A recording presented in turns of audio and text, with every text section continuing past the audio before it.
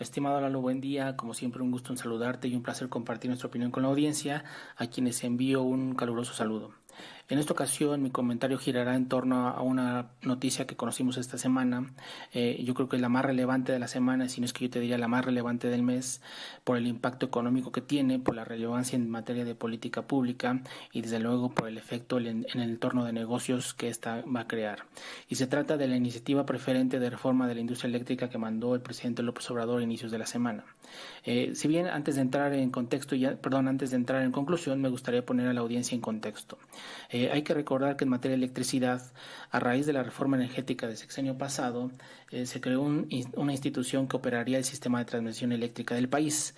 Hay que recordar que antes de la reforma el sistema de transmisión lo operaba CFE. No obstante, después de la reforma se creó un centro para que operara esta red de transmisión, un centro llamado Centro Nacional de Control de Energía, o comúnmente conocido como el CENACE.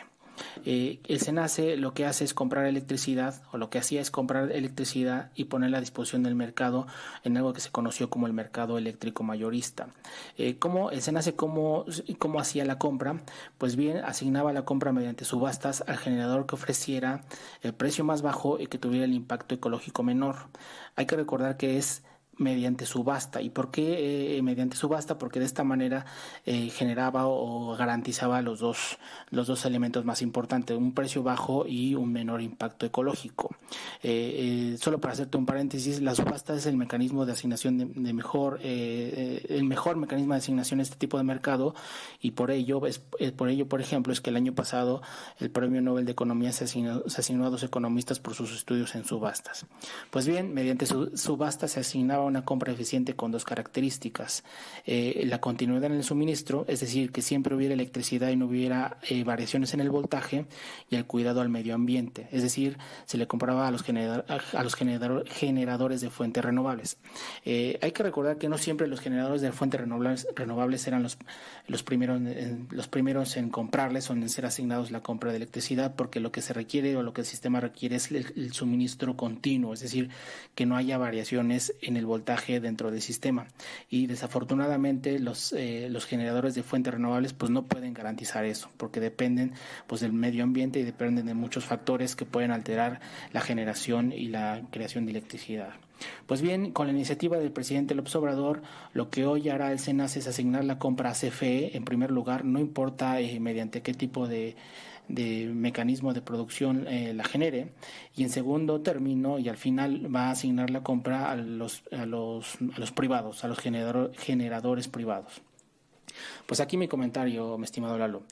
Con esta iniciativa de reforma, lo que hace o lo que se genera o lo que se crea es que, por ejemplo, si CFE va a ser el primero en ser asignados, no necesariamente tendrá los precios más bajos respecto de un mercado competitivo.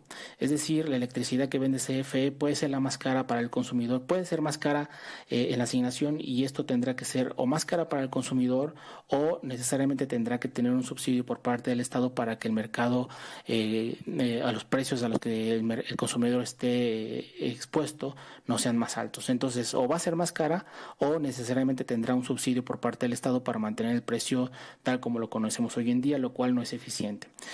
Otra conclusión es que no hay un incentivo para que CFE se vuelva una empresa competitiva. Es decir, puede continuar produciendo precios por arriba de un mercado eficiente, y desde luego también puede continuar generando electricidad en un entorno que no sea amigable con el medio ambiente. Este sería el segundo incentivo perverso, digámoslo así, hacia la empresa productiva del Estado, que no sea amigable con el medio ambiente, o que no tenga los incentivos para modernizarse y entrar en un entorno de amistad con el medio ambiente. Pues así, mi estimado Lalo, estas son tres conclusiones que te podría decir son las más importantes que subyacen a esta iniciativa.